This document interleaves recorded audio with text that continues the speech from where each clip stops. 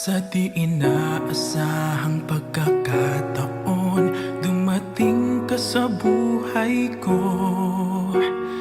Di ko akalaing magkakasundo tayo. Sa ama'y pinagpanata kita siniringin. Ikaw at ako'y pagbubuklurin. Tayong dalawa sa harap ng Ama magiging isa.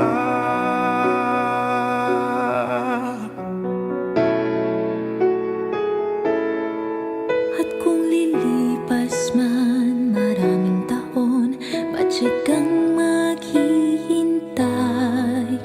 Abutin man ang kay tagal, sa puso'y di